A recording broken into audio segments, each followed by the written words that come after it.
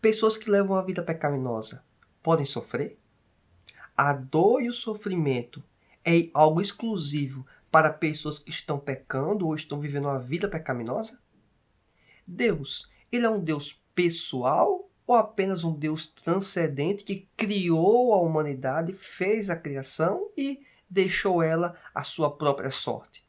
Talvez você tenha dúvidas e perguntas como esta. Hoje você vai ter o esclarecimento delas no Escola Biblicast. Vamos lá? Olá, seja muito bem-vindo ao canal Escola Biblicast. Quem fala com você é o professor Roberto Penha. Sou membro da Igreja Evangélica Assembleia de Deus do estado do Rio Grande do Norte, liderada pelo pastor Martim Alves da Silva. Bem, hoje vamos tratar sobre a lição número 6 das lições bíblicas adultos da CPAD, que tem como tema a fragilidade humana e a soberania divina. Em específico, na lição de hoje, vamos tratar sobre a teologia de Elifaz. Só os pecadores sofrem? Bem, essa é uma questão que pode ser muito emblemática para a sociedade em que vivemos hoje. Não só a sociedade, como também uma parte da sociedade, em específico, os membros das igrejas, a congregação local que nós fazemos parte. Isso é uma questão que, vez por outra, surge dentro das comunidades. Então, a aplicação do que ocorreu na vida de Jó e o ensinamento que aconteceu para Jó e para as pessoas em volta dele naquele tempo vão se aplicar e se aplicam nos dias de hoje. Lembrando que os slides que vão ser utilizados nesta aula, eles estão disponíveis no link da descrição deste vídeo, no site escolabiblicast.com.br. E, adicionalmente, especificamente ao longo dos próximos dias, eu vou estar também disponibilizando no Telegram. Existe o canal do Escola Biblicast também no Telegram. Então, para poder disponibilizar mais uma forma de você ter acesso aos slides, você pode acessar via o Telegram ou via o site escolabiblicast.com.br. E aí fica a sua escolha qual a melhor forma. E nesta apresentação que você vai ter acesso, eu coloquei um quadro que tem uma síntese bem interessante quanto à estrutura das próximas lições bíblicas, bem como também uma análise na conclusão, que eu acho que vai ser bastante útil para deixar algo diferenciado na sua escola bíblica dominical. E você que tem acompanhado este canal e ainda não se inscreveu nele, convido você, se inscreva no canal e ative as notificações, a opção todas as notificações, para que a cada aula que for postada, você tenha acesso a este material, tudo bem? Vamos para a aula. Estamos agora na lição 6 e estamos, digamos, inaugurando um ciclo dentro dessas lições bíblicas. Por que eu menciono isso? É por causa da estrutura das próximas lições que vão ser tratadas pontos, temas que são recorrentes nos dias de hoje e que ocorreram na vida de Jó e em volta naquele contexto. Então vamos avançar um pouco mais e vamos tratar sobre elementos, digamos, de falsos ensinamentos, pseudo-ensinamentos que existem, infelizmente, dentro de algumas igrejas e que algumas pessoas, obviamente, acreditam. Então, o papel da Escola Bíblica Dominical é desmistificar, é acabar com esses mitos e, inclusive, avançar, obviamente, no conhecimento bíblico. Então, convido você para que aproveite ao máximo este conteúdo. Temos como texto áudio o seguinte: lembra-te agora qual é o inocente que jamais pereceu, e aonde foram os sinceros destruídos. Segundo eu tenho visto, os que lavram iniquidade e semeiam o mal, cegam isso mesmo. Jó capítulo 4, versículos 7 e 8. Verdade prática. Embora transcendente, Deus tem prazer em se relacionar com o homem terreno. Eu quero já no texto áudio fazer uma pincelada de algo que eu acho muito emblemático, muito importante a considerar. É quando se fala que a percepção do que ele tem visto é que as pessoas que são sinceras, as pessoas honestas, não passam por processos, digamos, de sofrimento, mas sim as pessoas que praticaram alguma coisa equivocada, alguma coisa errada, o pecado essencialmente. E aqui, o que eu quero dar ênfase não é nem a questão dessa situação que vai ser tratada ao longo da lição bíblica de hoje, mas sim ao argumento de dizer o que eu tenho percebido, o que eu tenho visto. E isso é problemático, inclusive, pois existe muito isso dentro de algumas congregações. Como assim? É aquela é o aspecto da experiência, que alguns consideram como algo importante, aquilo que ele tem visto, tem sentido, tem participado. Para ele, isso vira doutrina, para ele, isso vira teologia. E isso é um problema, pois ele pega elementos do que ele tem de experiência, que é algo individual, muitas das vezes, nem sequer é algo de comunidade, e ele entende que aquilo é a verdade. E você pode, talvez, para sua escola bíblica dominical, já ter uma bagagem, uma experiência de perceber que isso ocorre. A pessoa tem uma experiência com Deus, uma experiência com pessoas, com a comunidade, na sociedade, e ele entende que aquilo é a verdade, que aquilo é a única forma de tratar uma situação, que aquilo é exclusivo. Então perceba que o que ocorre com ele faz em relação à abordagem com Jó, isso acontece a todo momento. Tem inúmeros, milhares de elefaz por aí. Em quê? Em que sentido? Não na questão de dizer do pecado e do sofrimento, mas sim na questão de dizer, eu tenho visto, e aquilo que eu tenho visto, tenho percebido, então isso é o que é correto, isso é a verdade. Perceba que nós temos uma limitação extrema, obviamente. Então é muito forte eu atribuir que aquilo que eu tenho visto, tenho percebido, é a realidade, é a verdade. Então, essencialmente, o pano de fundo da afirmação que ele faz é porque ele acredita nisso. E aí é um problema, certo? Então, é só para poder deixar esse texto muito claro que o que vai decorrer das abordagens, não só dele faz, como também dos demais amigos de Jó, é em virtude dessa experiência que eles possuem, vamos dizer assim, e eles assumem isso como verdade. Isso é problemático, certo? Quero deixar isso muito claro logo no início da aula. Avançando aqui um pouco mais, temos as 7 leituras diárias, que são desdobramentos da leitura oficial, praticamente. Então, eu sugiro que você faça essa leitura, obviamente, ao longo da semana e com seus alunos. Já a leitura bíblica em classe se encontra em Jó, capítulo 4, do versículo 1 ao 8, também no capítulo 15, do versículo 1 ao 4, e 22, do versículo 1 ao 5. Não farei a menção à leitura oficial, mas percebe-se que é um texto bastante útil, bastante interessante, e aí ele vai abraçar tudo que nós vamos abordar aqui essencialmente, certo? Então, o suprassumo da lição, ele está, digamos, contemplado dentro desse trecho aí, certo? Bem, o que podemos falar sobre os objetivos? O objetivo geral diz o seguinte: destacar o pensamento teológico de Elifaz, que faz uma defesa contundente da religião tradicional, segundo a qual somente os pecadores sofriam. Só quero abrir um parênteses aqui dessa religião tradicional, querendo fazer menção ao que estava, digamos, de pensamento comum no campo religioso daquele tempo, certo? Então, religião tradicional, a conotação que traz é essa, certo? Não que a religião tradicional seja algo negativo, mas aquilo que era habitual ou de comum pensamento naquele período, isso era equivocado. Então, como era a religião tradicional, então era esse o problema. Não tem erro ou problema em dizer que é religião tradicional. Só quero deixar isso muito claro para você. Quanto aos objetivos específicos, temos 3 itens a ser considerados. O primeiro deles que é apontar a defesa de Elifaz acerca da justiça retributiva. O segundo, mostrar a associação de Elifaz a respeito do pecado, a quebra da tradição religiosa. E o terceiro, identificar o abismo que Elifaz diz existir entre o Criador e a criatura. Então, vamos tratar dessas temáticas aqui. O primeiro quadro que eu julgo muito interessante, e se possível for, você que é professor, tem a possibilidade de usar um data show, ou até mesmo talvez fazer uma impressão em tamanho maior, caso você não tenha essa possibilidade, eu recomendo fortemente que você utilize essa tabela, esse quadro, para ser apresentado aos alunos. É porque as próximas lições aqui vão trazer os diálogos entre Jó com os amigos dele, Elifaz, Bildade e Zofar. E esses textos estão contemplados do capítulo 4, versículo 1, até o capítulo 25, versículo 6. Podemos desmembrar em 3 ciclos.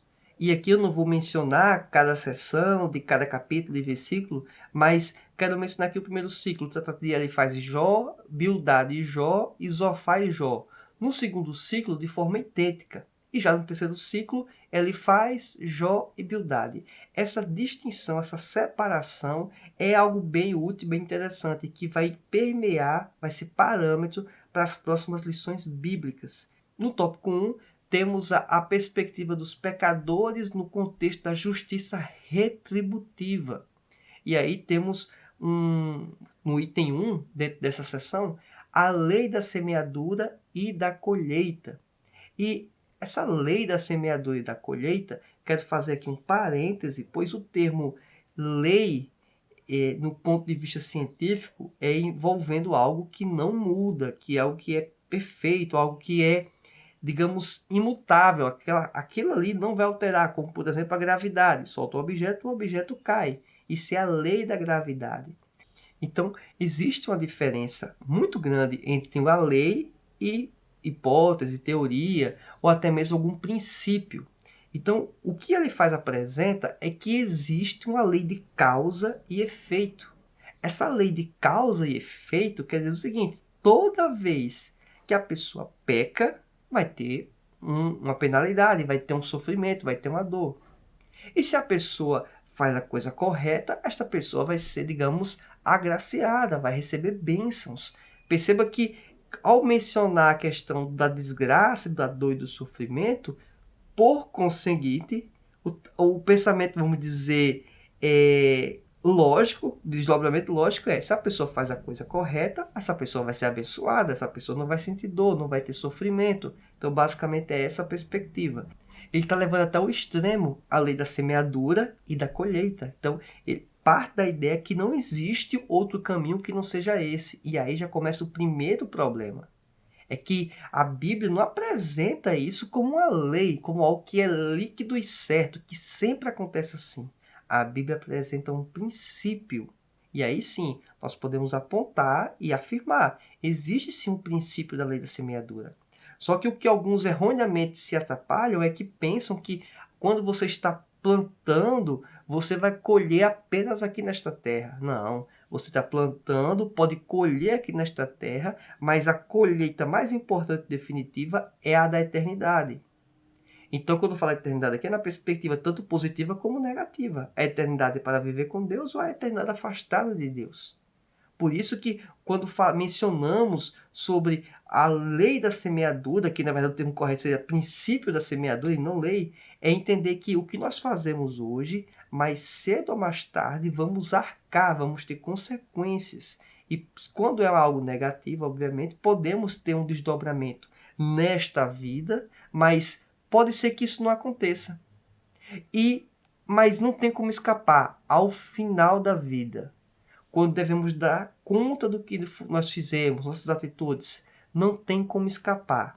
Então, a pessoa pode ter tido alguma certa vantagem aqui na Terra, mas da eternidade, do julgamento de Deus, não escapa, tá certo? Então, não estou nem entrando no mérito quanto ao que pode ocorrer de desdobramento aqui na Terra. E entendo que muitas das vezes a pessoa colhe sim ainda consequências aqui na Terra, mas eu sei que isso não é sempre, certo? Inclusive, textos bíblicos dão amparo para isso. Inclusive, o salmista percebendo de pessoas que estavam tendo uma vida errada e estavam tendo deleite, aproveitando aqui esta terra, né? E Deus, ele responde a ele, vamos dizer assim, mencionando que o fim dele vai ser trágico. Ele pode até ter tido essa vantagem, aparentemente, essa vida boa, aparentemente, mas o fim vai ser triste. O fim vai ser uma desgraça. Então, é basicamente essa a ideia da revelação, né, que Deus contempla ao salmista. E aí isso está no texto bíblico e é muito importante nós termos isso como também parâmetro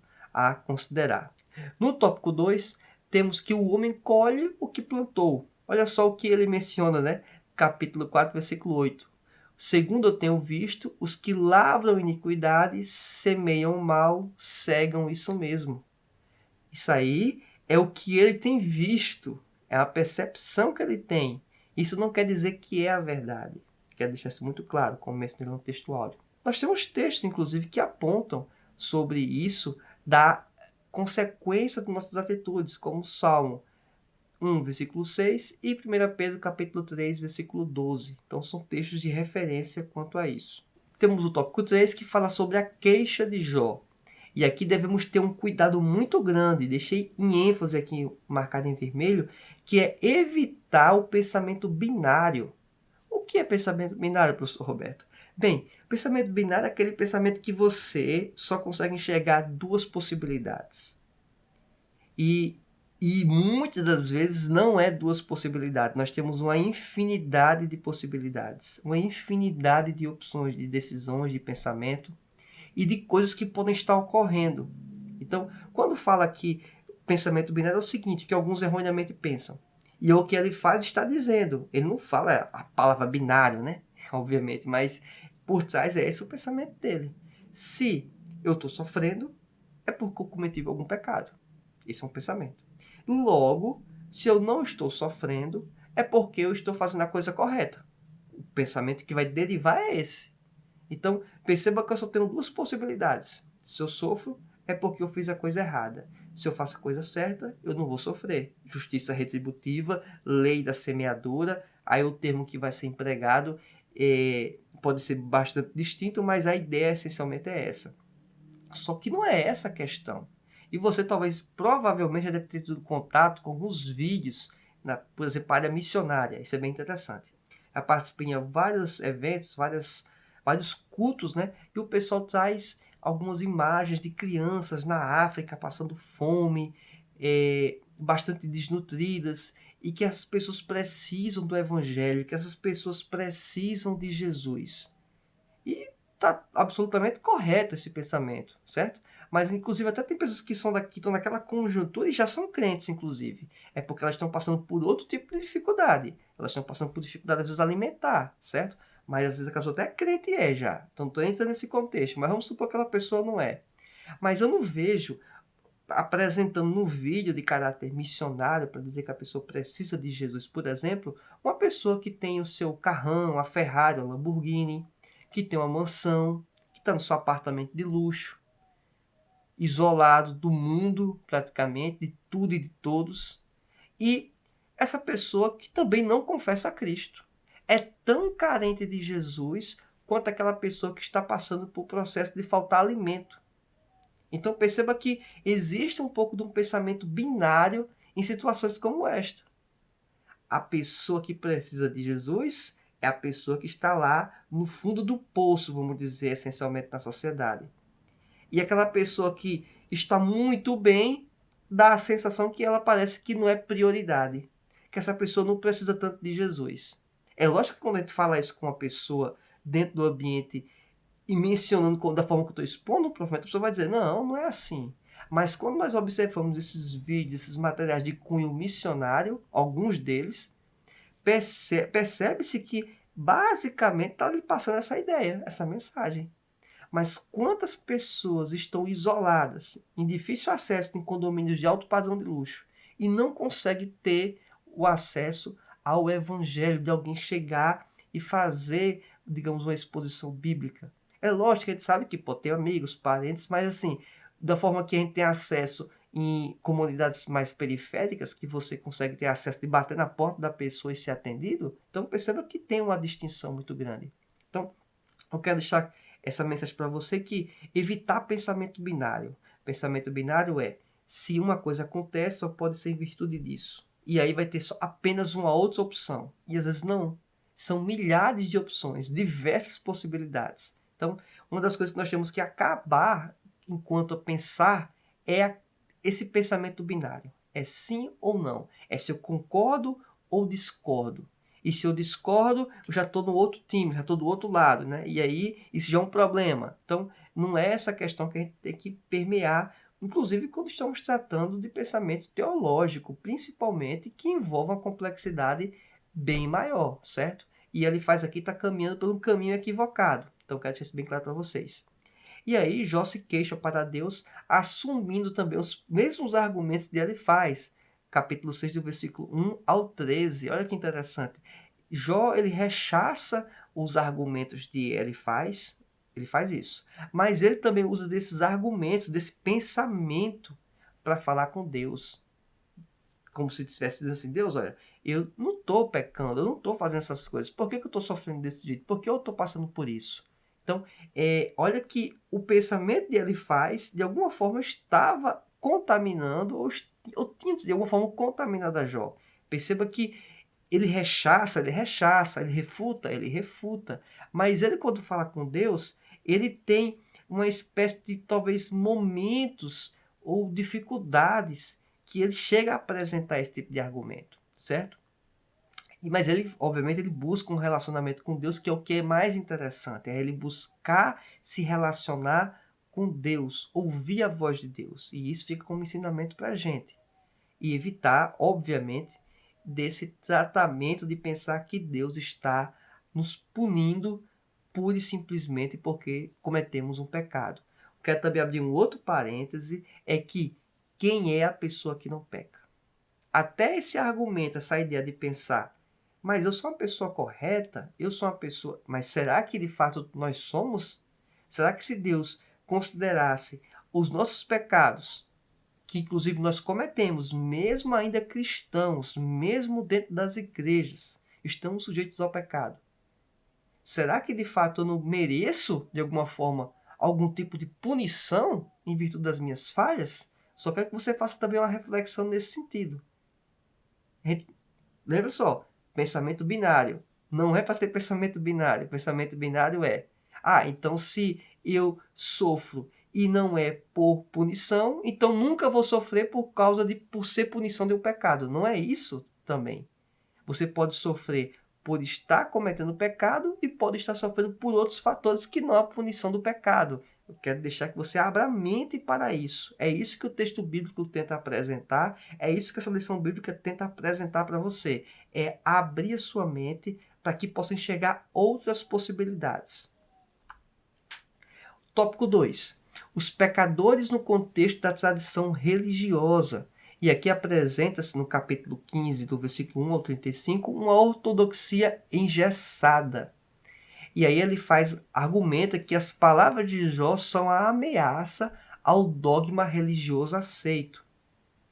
Pensando do ponto de vista mais ortodoxo, como até o próprio tema aparece, realmente, se existe um conjunto de pensamento e alguém vem com um pensamento contrário, né, e muito fora talvez do comum, realmente é de criar-se aí, pelo menos uma barreira inicial. Então, esse ponto do argumento de Elifaz, eu acho compreensível. E é importante deixar muito claro por que eu acho compreensível. A gente hoje tem acesso à Bíblia. A gente hoje tem acesso ao relato do que aconteceu com Jó. Mas no tempo que ocorreu esses fatos com Jó e os amigos de Jó envolvidos, eles não tinham nem sequer o Antigo Testamento. Muito provavelmente, como já vimos no início da lição bíblica, eles viveram, o período que ocorreu foi anterior a Moisés. Então, perceba que o Pentateuco nem sequer tinha, digamos, sido escrito. É lógico que tinha a linguagem oral e existia a transmissão oral. Até por causa disso que eles tinham algum tipo de concepção de quem era Deus, de como era o mal, o pecado. Então, assim, é lógico que eles já tinham uma concepção disso. Mas não tem como comparar o nosso conhecimento hoje que temos de possibilidade de refletir, de pensar, do que era naquele período, certo? Então, quero deixar isso muito claro também, para que não entramos no pensamento binário de pura e simplesmente acusar o Elifaz e pensar que o erro que Elifaz cometeu, talvez o peso era muito menor naquele tempo, mas hoje muitos ainda dentro das igrejas têm pensamento como este, certo? Então é um absurdo pensar que isso ainda ocorre, né? Então é só para a gente ter esse cuidado. O item 2 do tópico 2 diz que era uma ameaça à tradição religiosa. Aí tem a referência capítulo 15, do versículo 7 ao 10, em específico, né? Ele diz o seguinte: devemos ter cuidado para não cair no argumento que se baseia nas práticas passadas como infalíveis. A lição bíblica não fala esse termo infalível, né? Mas intrinsecamente é isso que acontece muitas das vezes. Existe um pensamento religioso, em grande parte das vezes calcado por eventos passados, fatos passados, uma história, um saudosismo, que em alguns momentos não é necessariamente doutrina, não é teologia puramente bíblica, é um comportamento, é um costume. E as pessoas incorporam isso dentro das denominações, dentro das igrejas, o que não tem nenhum problema inicialmente de você ter uma conduta, um costume particular daquele grupo. Em tese, se não for contra a palavra, não seria problema isso, certo? Mas o que erroneamente alguns caminham e avançam, né, é assumir isso como verdades absolutas, quando na verdade não é verdade absoluta. E eu quero deixar claro, existem sim verdades absolutas, mas temos que ter uma distinção e saber aquilo que é de fato essencial, aquilo que de verdade é absoluta e aquilo que na verdade é apenas opções ou possibilidades de escolhas que os indivíduos fazem, que não necessariamente está certo ou errado. É simplesmente um poder de escolha que pode inclusive estar absolutamente correto, mas não é algo essencial e não é algo obrigatório.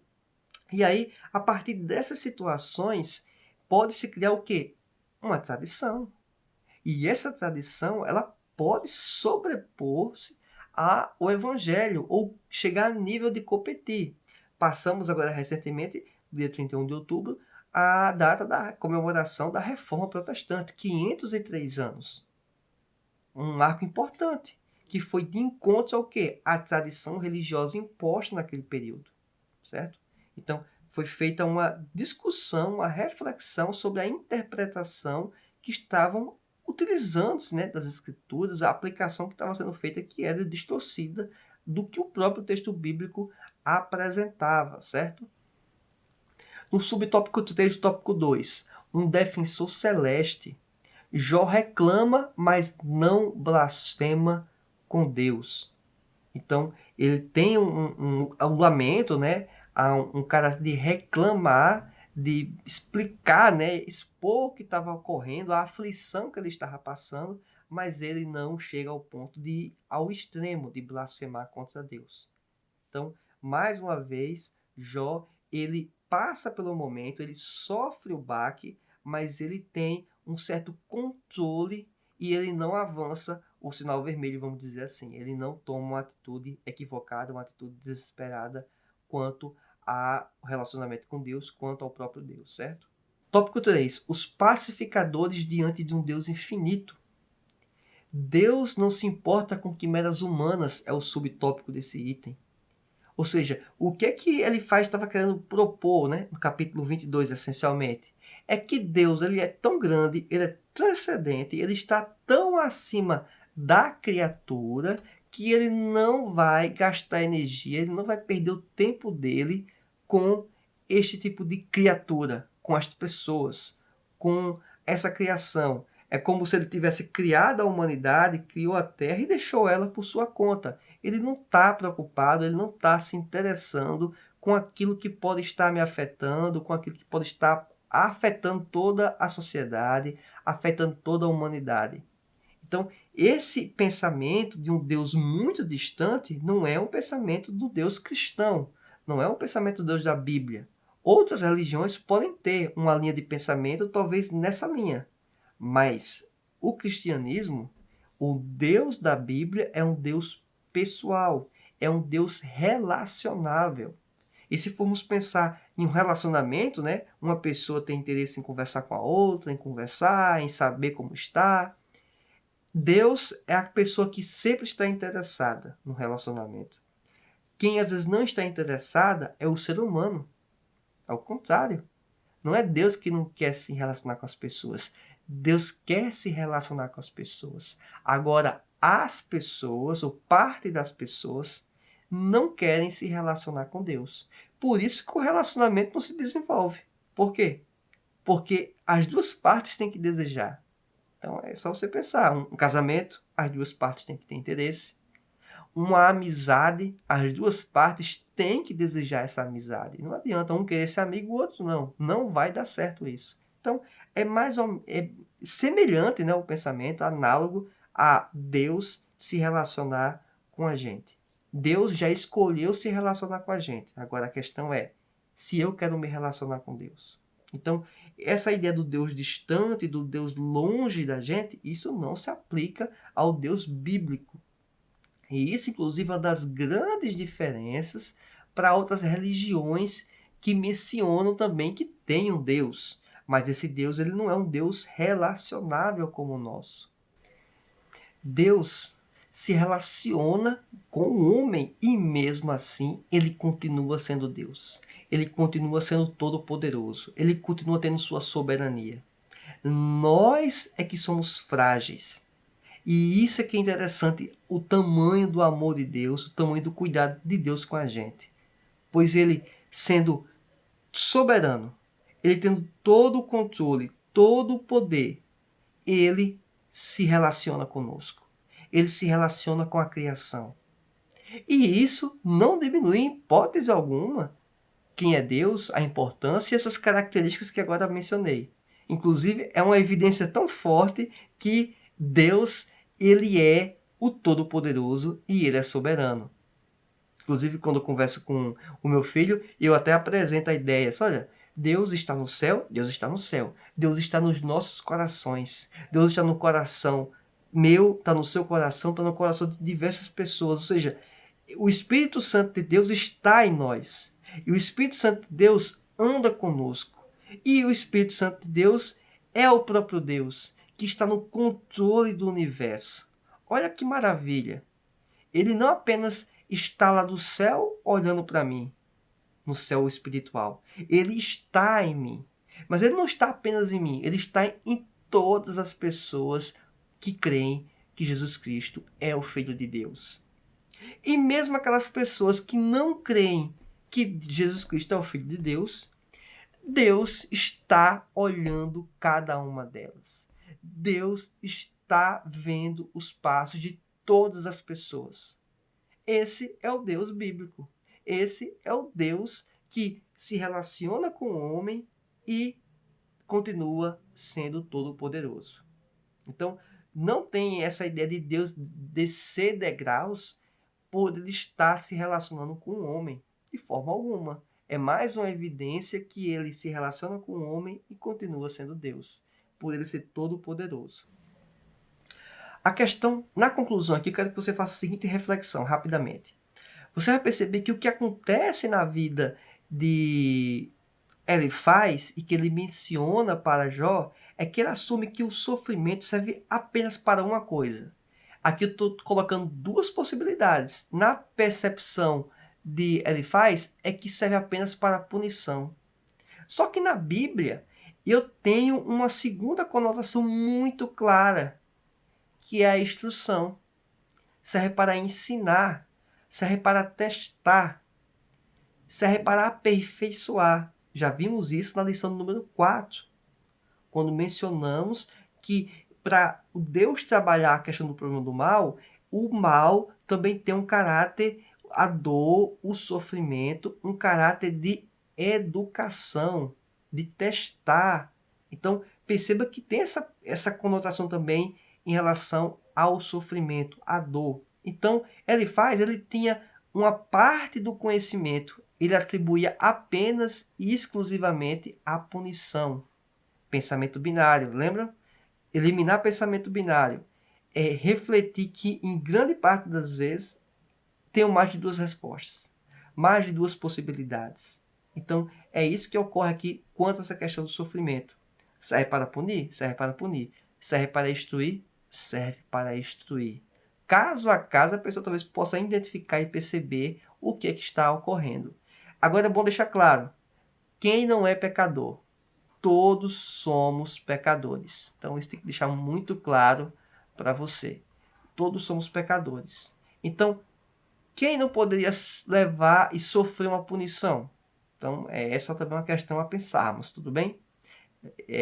Não estou falando aqui da pessoa que tem uma vida de viver em pecado. É uma outra conjuntura. Estou falando da pessoa que comete algum pecado e vai e pode ter, sim, obviamente, sofrimento e punições a respeito. Avançando um pouco mais, eu quero fazer uma outra proposição aqui, que Deus, na perspectiva dele faz, logicamente, Deus tem inúmeras características, certo? Estou apresentando aqui apenas duas, para vocês não pensarem que Deus é apenas isso, né? Justiça e amor. que Deus é justo e amoroso. Não. Deus é muito mais do que isso. Inclusive, coisas que eu nem consigo explicar, coisa que você não consegue explicar, porque nós somos bastante limitados e Deus ele é insuperável, ele é infinito. Mas para Elifaz, ele via Deus como apenas um Deus justo, um Deus que faz justiça. Ele está errado nesse pensamento? Não, ele está certo. Só que ele não é só justo, ele também é amor. E perceba que a ideia do Deus amoroso se concilia perfeitamente com a questão do sofrimento de caráter de instrução. Olha que interessante. Então, perceba que existe uma relação desse Deus justo em relação à punição. Perfeito esse pensamento. Como também existe uma relação desse Deus que é amoroso para a instrução. E isso aqui acontece em diversos momentos na Bíblia, expondo textos bíblicos que mencionam, que deixam muito claro isso. E quero trazer aqui um para você. Em Hebreus capítulo 12, versículos 5 ao 7, temos uma referência nessa questão do Deus amoroso que nos pune, mas na verdade essa punição é de caráter instrutivo, é para nos ensinar. Olha o que diz.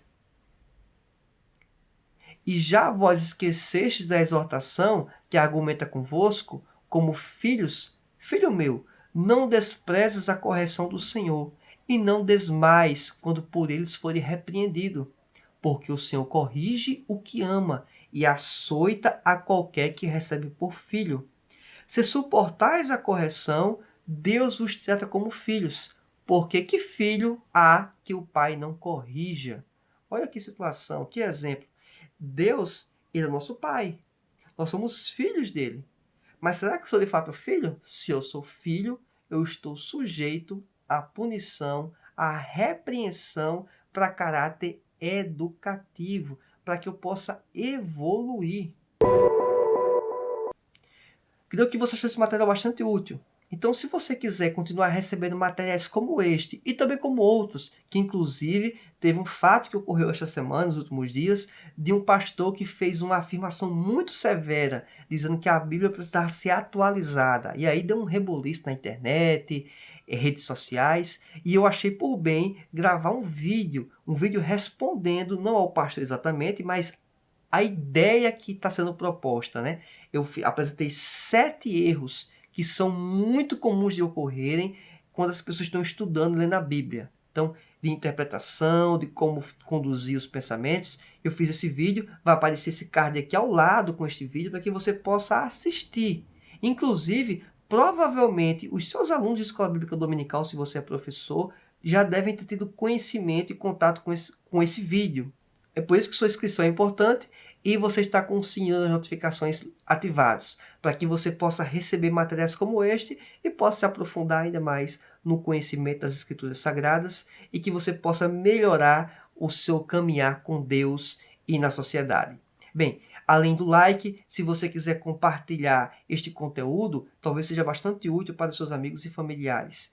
Acesse as redes sociais e se você quiser ter acesso ao canal do Telegram, esses slides estão disponíveis lá, juntamente com o link para o site do Escola Biblicast. Você escolhe qual a melhor forma de você acessar este conteúdo. Então, a partir de agora, os slides também vão estar disponíveis no canal do Telegram. Você, assim que acessar lá, vai estar todo o histórico das mensagens, do conteúdo exclusivo, perguntas que são feitas às vezes no YouTube aqui nos comentários. Eu respondo dentro do grupo e aí isso pode ser bastante interessante para você e fomentar e auxiliar como subsídio para a sua aula de Escola Bíblica Dominical. Aguardo você na próxima aula. Que Deus te abençoe. Tchau!